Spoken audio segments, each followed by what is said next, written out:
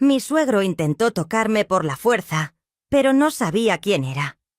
Yo tenía apenas 19 años cuando mi suegro intentó tocarme por la fuerza en la cocina de su propia casa. En ese momento pensé que mi vida se había acabado, que mi matrimonio iba a terminar, que nadie me iba a creer. Pero lo que ese hombre no sabía era quién era yo de verdad, de dónde venía, qué había pasado antes en mi vida. No sabía que yo había sobrevivido cosas peores, mucho peores. Y cuando finalmente lo descubrió, cuando entendió quién era la mujer que había intentado forzar, se quedó helado. Completamente helado. Todavía no entiendes de qué estoy hablando. Pero cuando te cuente toda la historia, vas a entender por qué ese hombre que parecía tan respetable, tan decente, tan buen padre de familia, guardaba un secreto enorme que yo iba a descubrir de la manera más terrible. Por favor, no olviden suscribirse al canal, dejar su like y un comentario contándonos desde dónde están escuchando esta historia. Su apoyo significa mucho para nosotros. Mi nombre es Esperanza Remedios. Hoy tengo 81 años y esta historia comenzó hace más de 60 años en Tehuacán, Puebla. Pero para que entiendas bien lo que pasó, tengo que contarte quién era yo antes de casarme, de dónde venía, qué había vivido. Porque verás, mijo, yo no era una muchacha cualquiera. Yo ya traía una historia pesada en las espaldas. Una historia que me había vuelto fuerte como el acero, aunque por fuera pareciera una niña suave. Nací en un rancho pequeñito cerca de Guajuapán de León, en Oaxaca. Eran los años 40, tiempos duros, tiempos de pobreza brava. Mi padre, don Crescencio, trabajaba cortando caña en las temporadas buenas.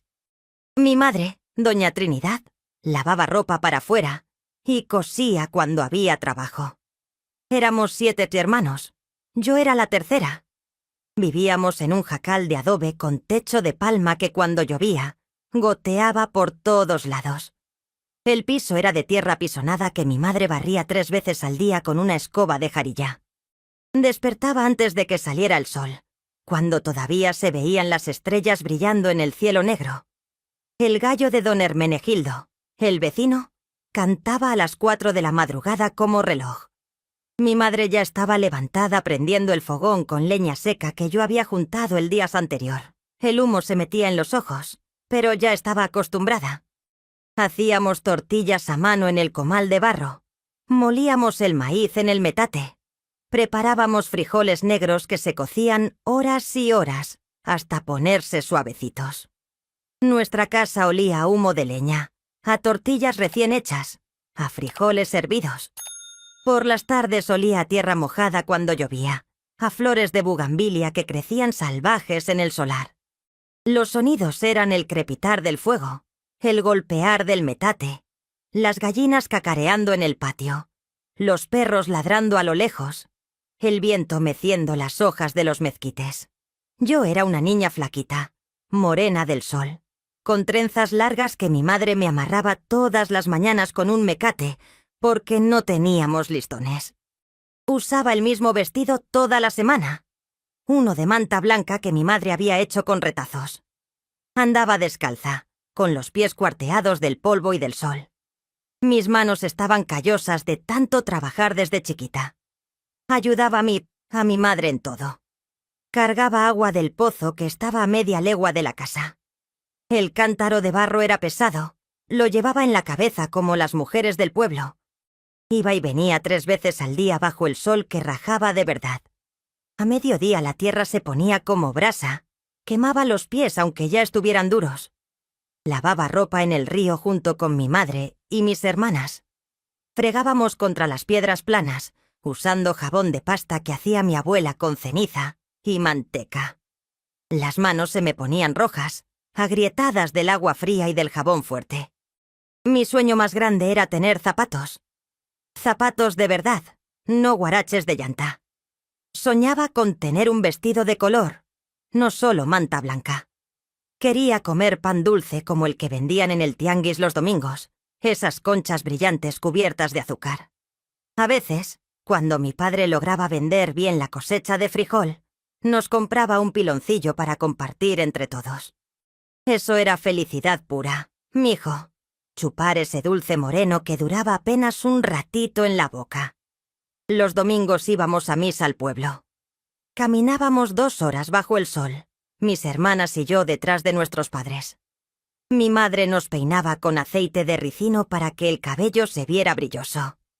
Yo me ponía mi vestido menos raído, el que guardaba para las ocasiones especiales. En la plaza del pueblo veía a otras niñas con vestidos bonitos, con zapatos, con listones en el cabello. Sentía una envidia que me quemaba por dentro, pero mi madre siempre decía: «No mires lo que otros tienen, agradece lo que Dios te da». Mi padre era hombre serio, de pocas palabras, que trabajaba como mula todo el santo día. Llegaba por las noches con el machete al hombro y el sombrero sucio de tierra. Se sentaba en su silla de tule a fumar un cigarro de hoja mientras mi madre le servía la cena.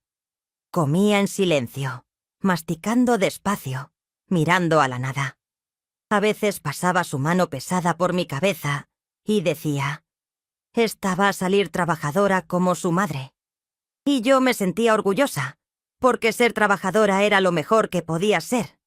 Pero todo eso cambió cuando cumplí 8 años. Una tarde, mi padre llegó temprano del campo. Cosa rara. Traía la cara seria, más seria que de costumbre. Se sentó con mi madre en la silla mecedora que él mismo había hecho y conversaron bajito. Yo estaba jugando afuera con mis hermanas, haciendo muñecas de trapo con pedazos viejos de manta. Pero algo en el tono de sus voces me hizo poner atención. «Trinidad, ya no puedo más», escuché que decía mi padre.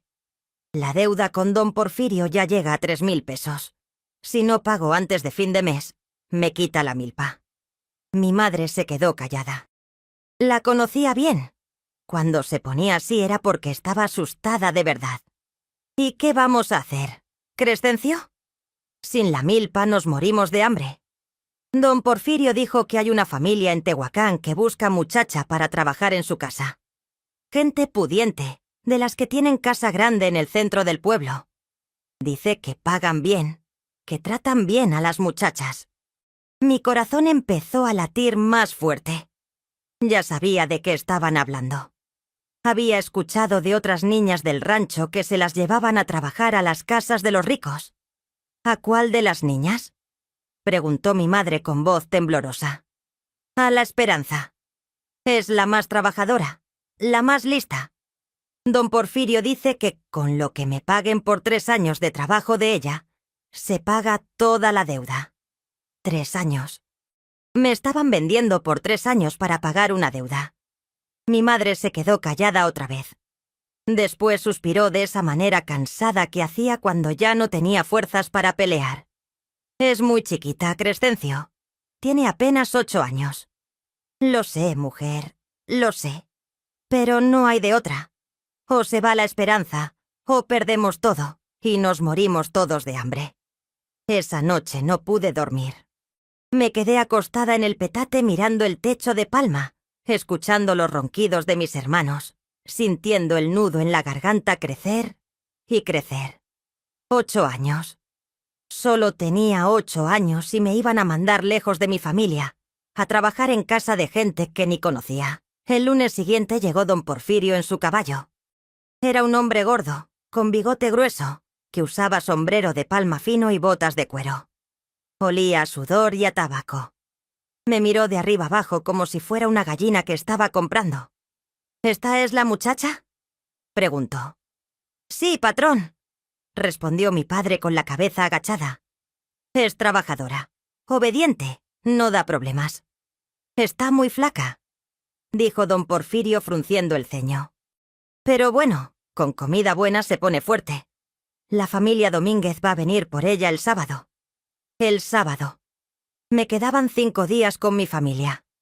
5 días antes de que mi vida cambiara para siempre.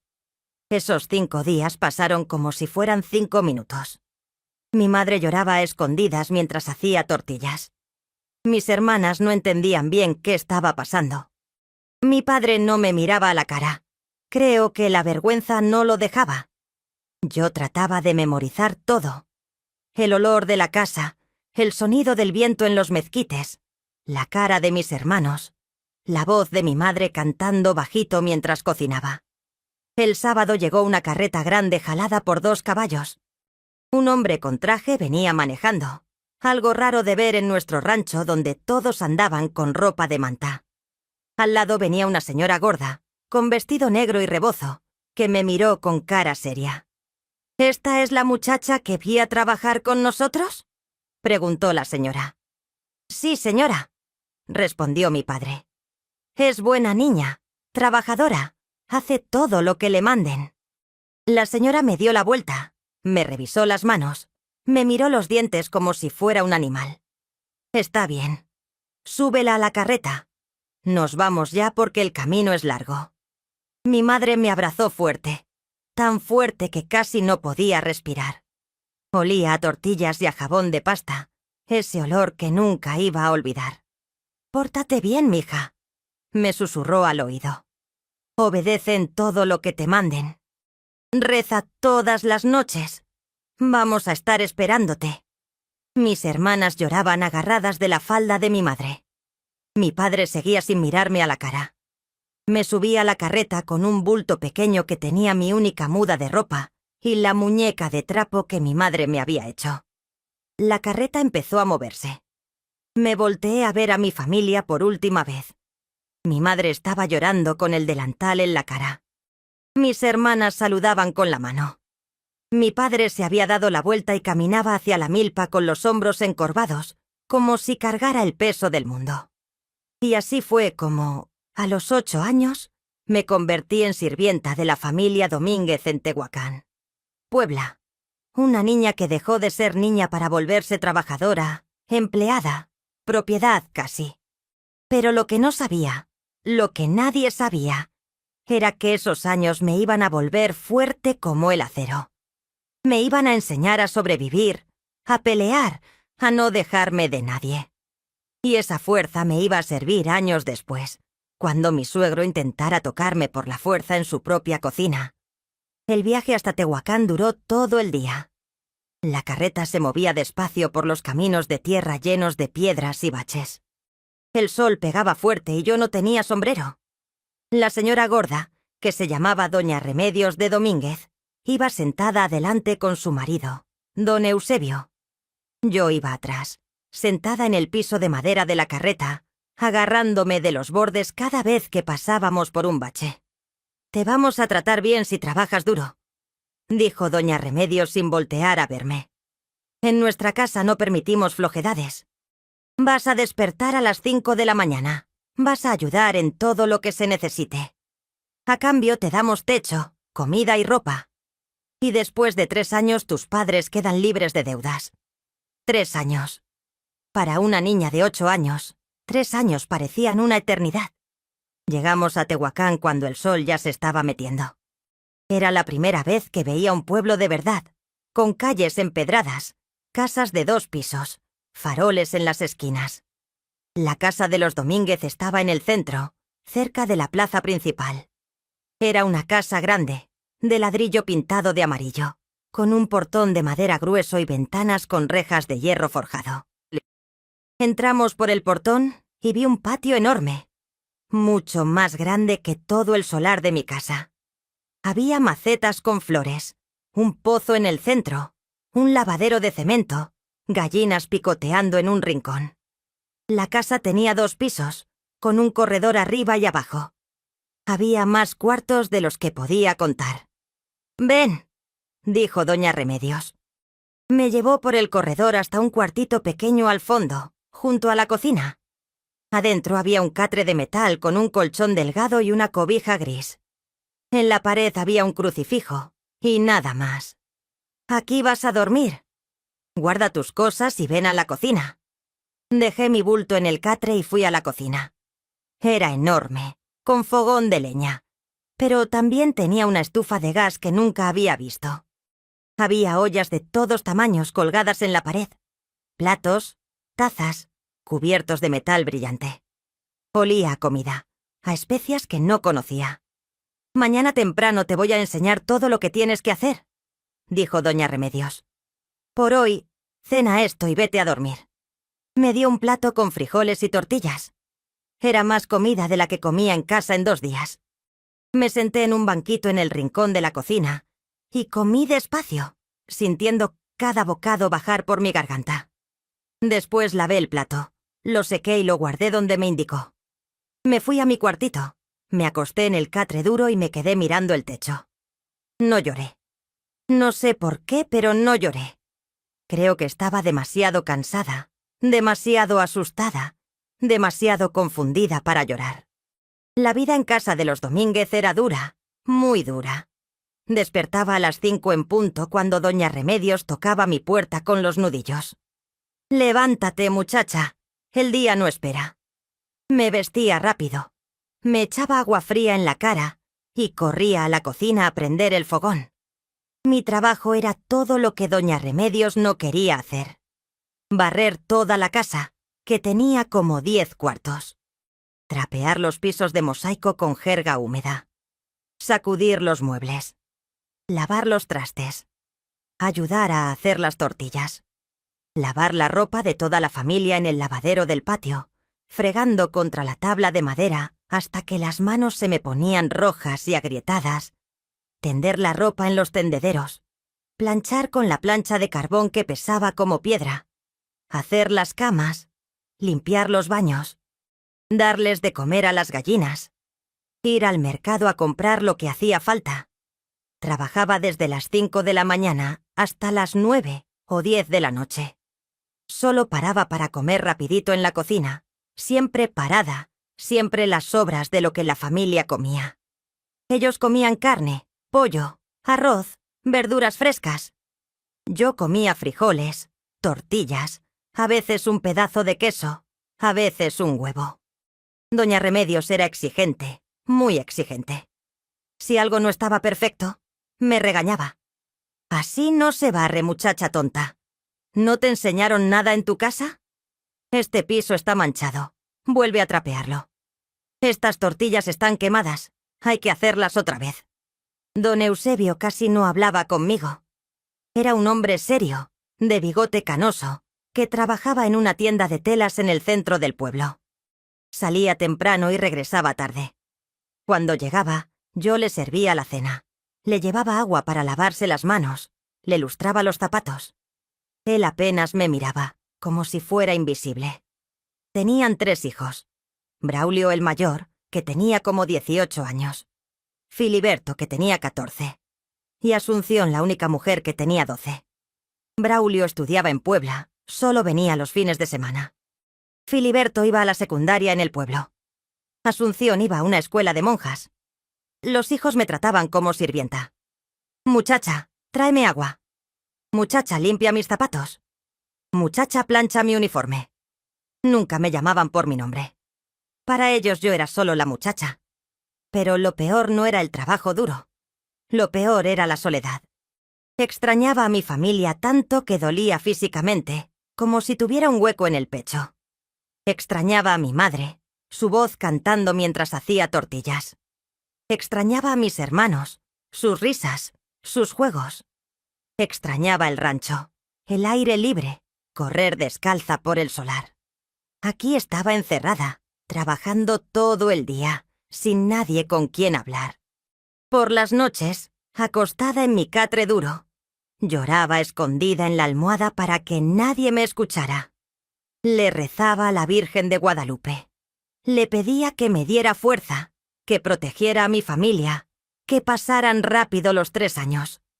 Los domingos, la familia iba a misa a la catedral del pueblo. Yo me quedaba en casa limpiando, cocinando, preparando la comida del mediodía. No me llevaban a misa. «Tú tienes trabajo que hacer aquí», decía doña Remedios.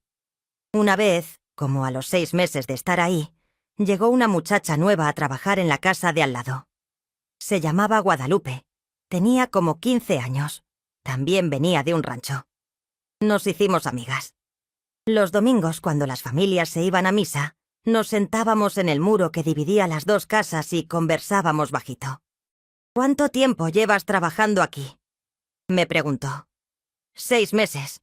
Me faltan 2 años y medio. Ay, mija, es mucho tiempo. ¿Cómo aguantas? Pues no queda de otra, ¿verdad? Mi familia necesita el dinero. Guadalupe me contó que ella había llegado hacía 2 años. Al principio lloraba todas las noches, me dijo. Pero después te acostumbras. Aprendes a aguantar. Aprendes que eres más fuerte de lo que pensabas. Esas palabras se me quedaron grabadas. Eres más fuerte de lo que pensabas. Y era cierto. Cada día que pasaba, me volvía más fuerte. Mis brazos se ponían duros de tanto cargar agua, de tanto restregar ropa. Mis manos se llenaban de callos de tanto trabajar. Mi espalda se volvía recta de tanto cargar bultos pesados. Pero más que eso, mi espíritu se volvía fuerte. Aprendí a aguantar el dolor, la soledad, el cansancio. Aprendí a no dejarme quebrar. Pasó el primer año, después el segundo, y finalmente el tercero. 3 años completos trabajando en casa de los Domínguez. 3 años sin ver a mi familia, solo recibiendo noticias de vez en cuando don Porfirio pasaba por el pueblo. Tu familia está bien, muchacha. Tus hermanos están creciendo. Tu madre te manda saludos. Cuando finalmente llegó el día de irme, cuando cumplí los 3 años del acuerdo, doña Remedios me dijo: tu padre mandó decir que todavía necesitan que te quedes 1 año más. Dice que hubo problemas con la cosecha, que todavía hay deudas pendientes. 1 año más. Mi corazón se hundió. Pero, ¿qué podía hacer? Era solo una niña de 11 años sin dinero, sin manera de regresar sola al rancho. Está bien, señora, dije con la voz más firme que pude.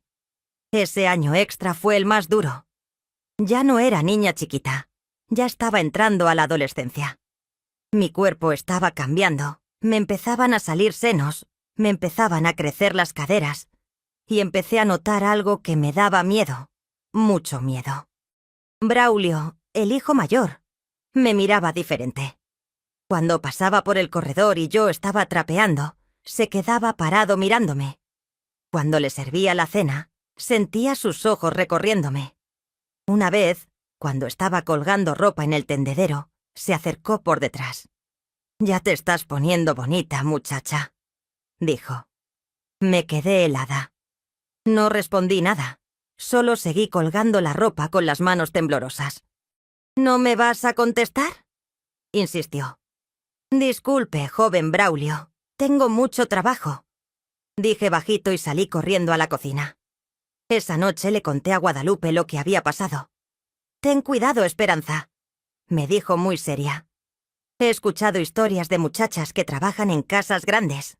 A veces los patrones, o los hijos, se aprovechan. Tienes que estar siempre alerta, nunca quedarte sola con él». Desde ese día tuve mucho cuidado. Si Braulio estaba en casa, yo me quedaba siempre en la cocina o cerca de doña Remedios. Nunca me quedaba sola en ningún cuarto. Pero el miedo ya estaba ahí, creciendo en mi panza como una bola de hielo. Pasó el 4.º año y finalmente mi padre mandó decir que ya estaba libre, que ya podía regresar al rancho. Tenía 12 años cuando regresé. 4 años completos trabajando como sirvienta, 4 años de mi infancia perdidos. El reencuentro con mi familia fue hermoso y triste al mismo tiempo. Mi madre lloró cuando me vio, me abrazó fuerte, me dijo que había crecido mucho. Mis hermanos casi no me reconocían. Mi padre me pasó la mano por la cabeza y dijo: «Gracias, mija, salvaste a la familia». Pero yo ya no era la misma niña que se había ido. Ya no jugaba con muñecas de trapo. Ya no corría descalza por el solar. Me había vuelto seria, callada, trabajadora como mula. Había aprendido que la vida era dura, que no podías confiar en nadie, que tenías que ser fuerte para sobrevivir. Viví en el rancho 2 años más, ayudando a mi madre en todo. Pero a los 14 años, mi padre decidió que era hora de que me casara. «Ya estás grandecita», dijo. «Don Hermenegildo, el del rancho de al lado, tiene un hijo que está buscando esposa.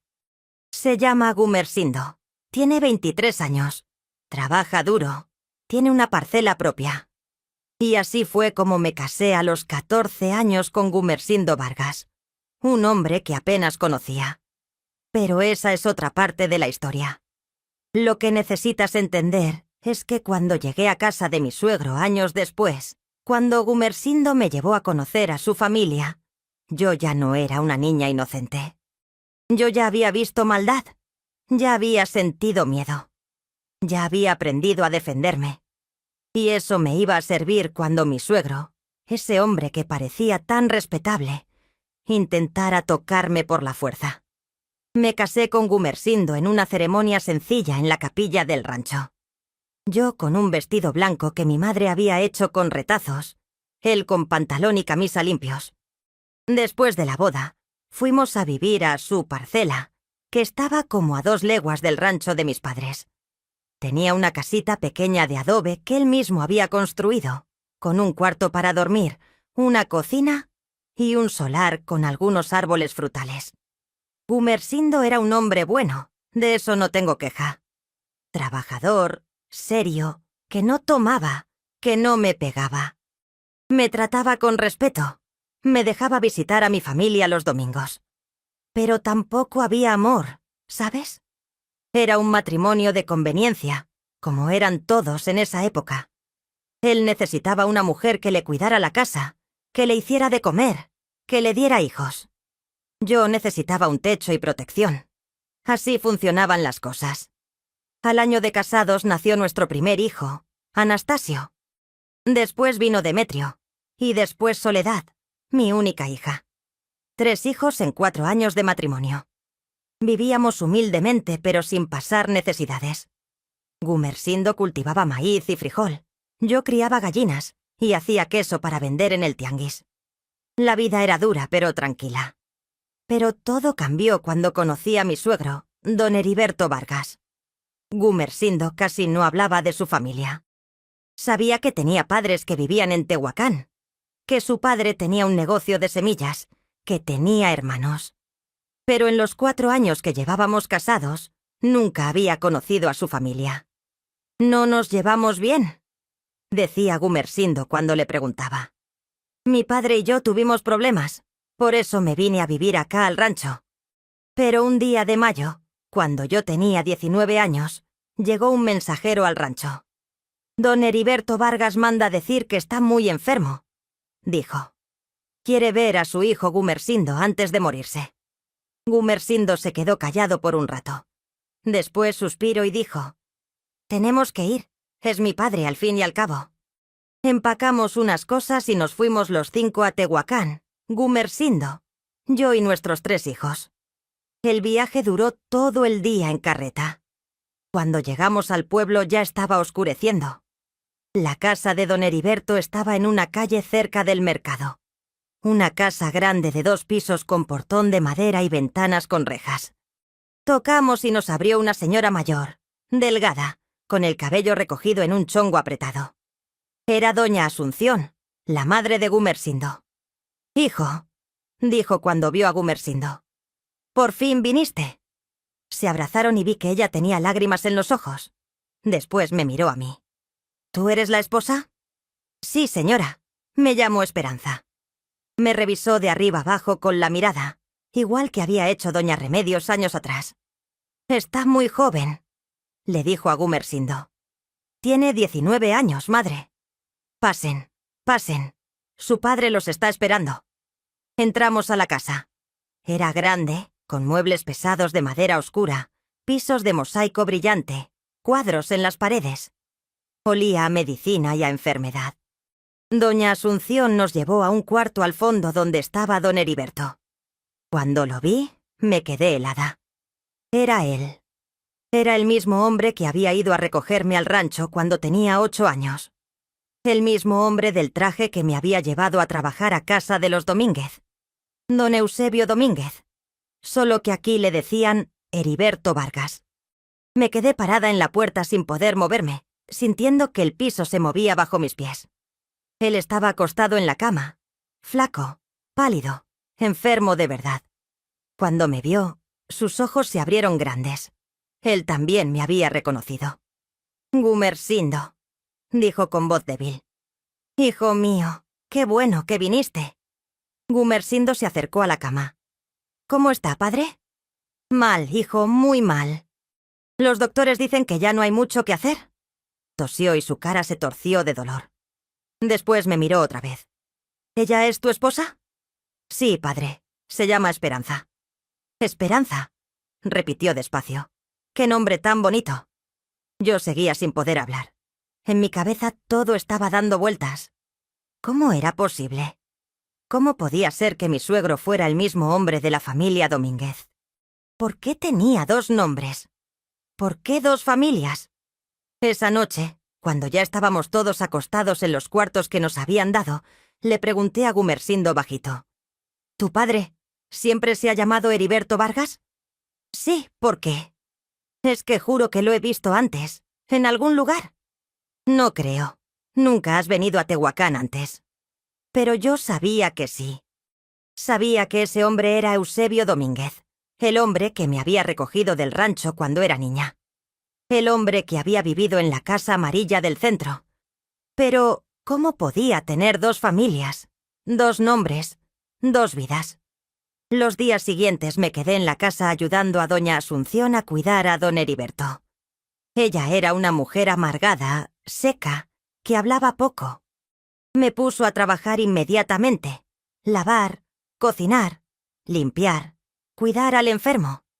Era como volver a tener 8 años otra vez.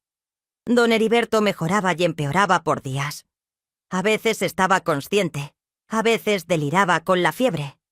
Cuando estaba consciente me miraba con unos ojos raros, como si estuviera tratando de recordar algo, o como si estuviera asustado de que yo recordara. Una tarde doña Asunción me mandó a llevarle una taza de té a don Heriberto. Entré al cuarto. Él estaba despierto, mirando al techo. «Aquí está su té, don Heriberto», dije poniéndola en la mesita de noche. «Espera», dijo cuando me iba a ir. «Siéntate un momento». Me senté en la silla junto a la cama, incómoda. «Te reconocí cuando entraste ese día», dijo bajito. «Eres la muchacha que trabajó en mi otra casa hace años, ¿verdad?» Se me heló la sangre. «Sí, señor». «¿Te acuerdas de mí?» «Sí, señor». «Usted era don Eusebio Domínguez». Cerró los ojos y suspiró hondo. «Nadie aquí sabe de esa vida. Nadie sabe que tengo otra familia, otra esposa, otros hijos. Es un secreto que he guardado por 20 años. ¿Por qué me está contando esto? Porque me estoy muriendo y los secretos pesan mucho en el alma, porque tú ya lo sabes de todos modos». Tosió y su cara se retorció. «Cuando era joven me casé con Asunción aquí en Tehuacán. Tuvimos a Gumersindo y a sus hermanos.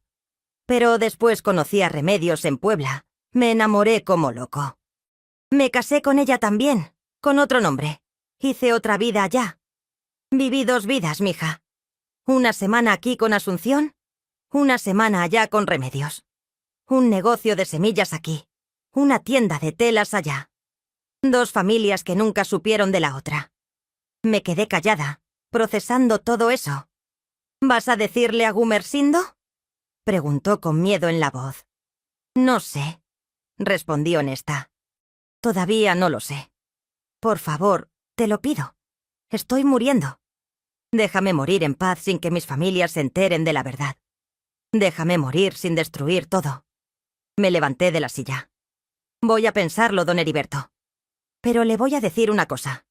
Usted no es quien para pedirme favores.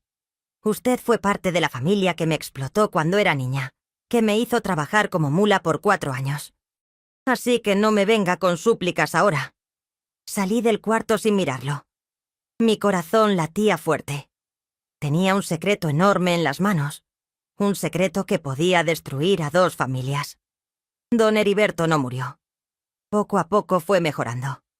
En 2 semanas ya estaba levantándose de la cama, caminando por la casa. Los doctores dijeron que había sido un milagro.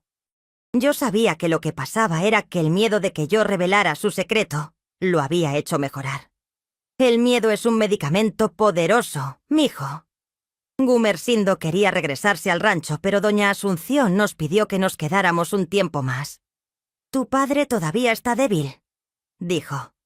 Necesita ayuda con el negocio de las semillas. Y así nos quedamos.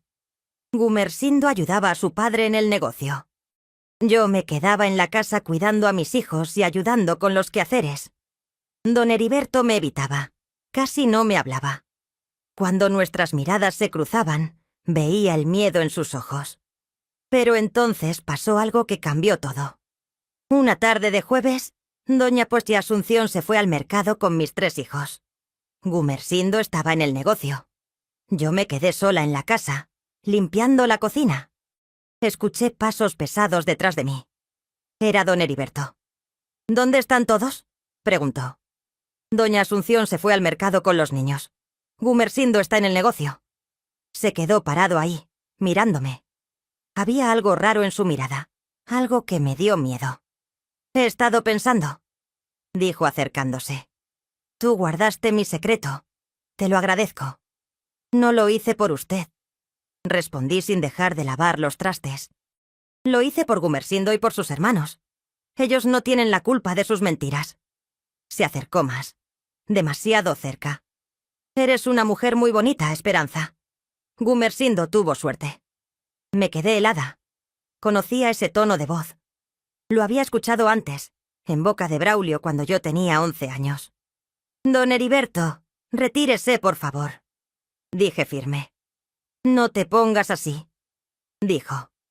Ahora estaba justo detrás de mí. Podía sentir su aliento en mi nuca. «Nadie tiene que saber. Puedes ser buena conmigo y yo puedo ser bueno contigo». Sus manos me agarraron por la cintura. Y ahí fue cuando todo cambió. Ahí fue cuando ese hombre descubrió quién era yo de verdad. Me volteé rápido y le di una cachetada tan fuerte que el sonido resonó en toda la cocina. Don Heriberto se quedó parado, tocándose la cara, con los ojos muy abiertos de la sorpresa. «Quíteme las manos de encima», dije con una voz que no reconocí como mía. Era una voz dura, fría, peligrosa. «Quíteme las manos de encima o le juro por Dios que va a arrepentirse». «¿Cómo te atreves?», dijo enojado. «Soy tu suegro. Me debes respeto». «¿Respeto? ¿Respeto?». Sentí que algo se rompía dentro de mí. Todo lo que había guardado por años, todo el dolor, toda la rabia, toda la humillación, salió de golpe. Usted fue parte de la familia que me explotó cuando era niña. Me sacaron de mi casa a los 8 años. Me hicieron trabajar como mula por 4 años. Y ahora se atreve a intentar tocarme por la fuerza en su propia casa, mientras su hijo está trabajando, mientras su esposa está en el mercado. «Yo no sabía que eras tú», dijo retrocediendo. «¿Y eso qué importa? Si no hubiera sido yo, si hubiera sido otra muchacha, ¿estaría bien? ¿Cuántas muchachas ha tocado por la fuerza, don Heriberto? ¿Cuántas muchachas que trabajaban en su casa? ¿Cuántas muchachas como yo que no podían defenderse?». Se quedó callado, pálido. «Le voy a decir algo», continué. «Yo no soy la niña de 8 años que usted recogió en aquel rancho. Yo no soy la niña asustada que lloraba por las noches en ese cuartito frío. Esos 4 años me volvieron fuerte, don Heriberto. Me volvieron dura como el acero. Me enseñaron a sobrevivir, a pelear, a no dejarme de nadie». Agarré un cuchillo grande de la mesa, no para amenazarlo, sino para que viera que hablaba en serio.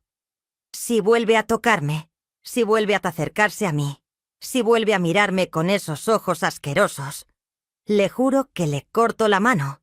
Y después le cuento todo a doña Asunción, a Gumersindo, a toda su familia de aquí. Y después me voy a Puebla y le cuento todo a doña Remedios, a Braulio, a todos los Domínguez. Les cuento que Eusebio Domínguez y Heriberto Vargas son el mismo hombre, que tienen 2 familias, que es un mentiroso y un abusador». «No harías eso», dijo con la voz temblorosa. «¿No? Pruébeme. Vuelva a tocarme y va a ver si lo hago o no». Don Heriberto retrocedió hasta la puerta, se dio la vuelta y salió casi corriendo de la cocina. Yo me quedé ahí parada, con el cuchillo todavía en la mano, temblando de pies a cabeza. No era miedo lo que sentía, era poder. Por primera vez en mi vida, sentía poder sobre alguien que había tratado de lastimar. Me senté en el banco de la cocina y dejé que las lágrimas salieran. Pero no eran lágrimas de tristeza. Eran lágrimas de rabia, de alivio, de liberación. Todo lo que había aguantado cuando era niña, toda la humillación, todo el dolor, por fin había salido. Cuando Gumersindo regresó esa tarde, don Heriberto ya no estaba. Se había ido a Puebla, mandó decir que tenía asuntos urgentes que atender. No regresó en todo el mes que nos quedamos ahí. Doña Asunción estaba confundida. «No entiendo por qué se fue así de repente», decía, justo cuando estaba mejorando. Yo no dije nada. Gumersindo tampoco entendía, pero no preguntaba mucho. Él era así, callado, que no metía las narices donde no le llamaban. Cuando finalmente regresamos al rancho, nunca volví a ver a don Heriberto. Supe por Gumersindo que seguía viajando entre Tehuacán y Puebla, que el negocio iba bien, que estaba más viejo pero más o menos sano. Nunca más volvió a invitarnos a su casa. Nunca más volvió a pedirle a su hijo que lo visitara.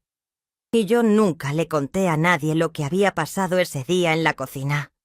Guardé el secreto de don Heriberto, pero no por él. Lo guardé por Gumersindo, por mis hijos, por doña Asunción y los hermanos de mi esposo que no tenían la culpa de tener un padre mentiroso y abusador. Pasaron los años. Mis hijos crecieron.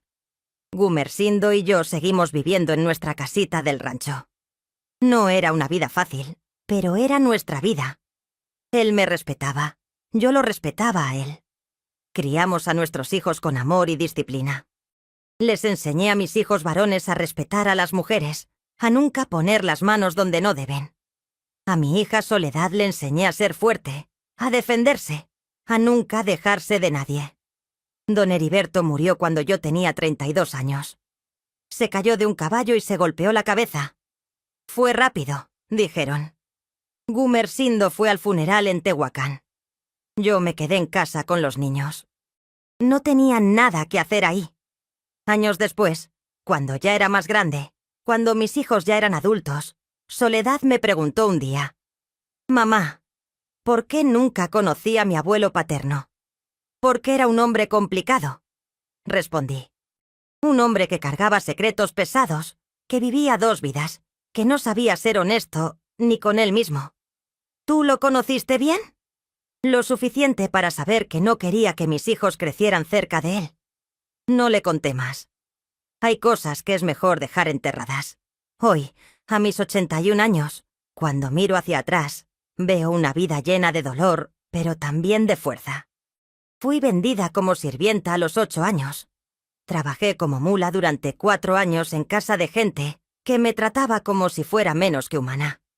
Me casaron a los 14 con un hombre que apenas conocía. Tuve que enfrentar a un suegro que intentó abusar de mí. Pero sobreviví. Más que eso, me volví fuerte. Esos años duros, esos momentos terribles, me forjaron como el acero se forja en el fuego. Aprendí que las mujeres somos mucho más fuertes de lo que el mundo quiere hacernos creer. Aprendí que uno puede sobrevivir cosas horribles y salir del otro lado con la dignidad intacta. ¿Y saben por qué decidí contar esta historia hoy? Porque todavía hay niñas siendo vendidas por sus padres. Todavía hay muchachas trabajando como esclavas en casas grandes. Todavía hay suegros, patrones, jefes, que piensan que pueden tocar a las mujeres sin consecuencias. Todavía hay hombres que viven dobles vidas, que tienen dobles familias, que creen que pueden hacer lo que quieran porque son hombres.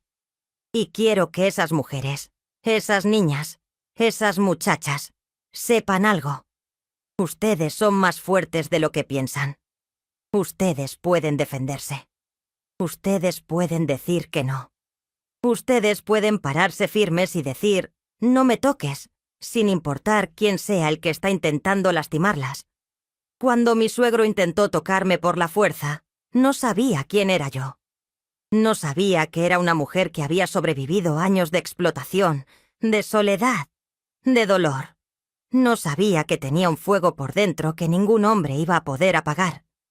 Y cuando lo descubrió, cuando vio mi fuerza, retrocedió. Los abusadores son cobardes, mijo.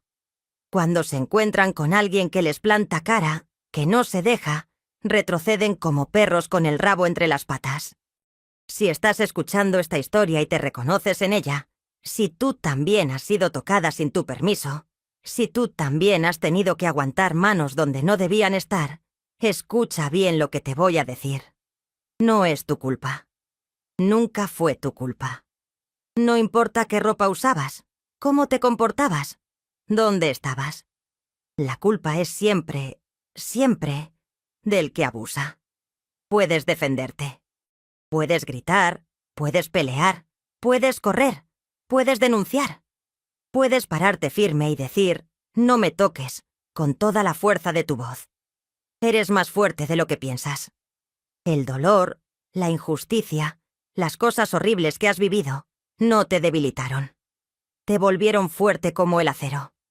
Y si ya pasó, si ya viviste eso y estás cargando con la vergüenza, con el dolor, con el miedo, déjame decirte, no estás sola. Hay millones de mujeres que pasamos por lo mismo.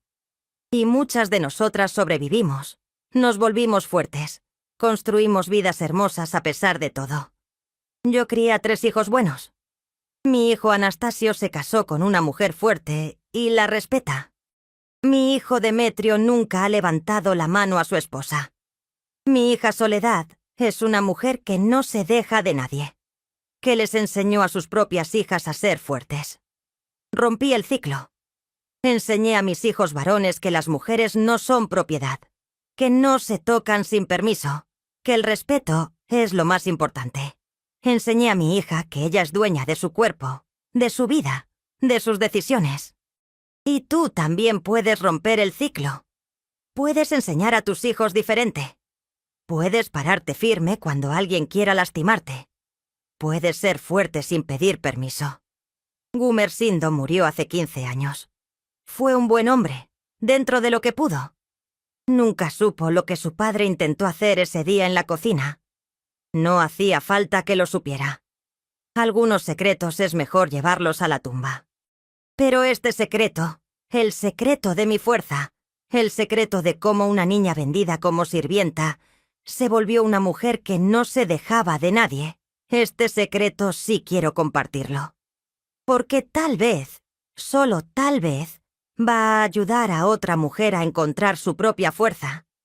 Así que si esta historia los conmovió, si se emocionaron, si conocen a jamás a alguien que necesita escuchar este mensaje de fuerza y dignidad, dejen un comentario aquí abajo. Cuéntenme qué les pareció la historia. ¿Ya pasaron por algo parecido? ¿Conocen alguna mujer valiente que enfrentó situaciones difíciles así?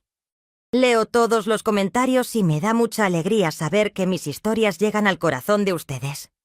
Y si todavía no se han suscrito a nuestro canal, Historias de Abuelitas, hagan clic en la campanita ahí abajo para suscribirse y no perderse ninguna de nuestras historias. El equipo del canal siempre tiene una historia diferente. Siempre historias reales de superación, de vida, de gente como nosotros. Recuerden, mis queridos, ustedes son más fuertes de lo que piensan. Nunca, nunca dejen que nadie les haga creer lo contrario. Hasta la próxima historia, mis queridos. Que Dios los bendiga y los proteja siempre.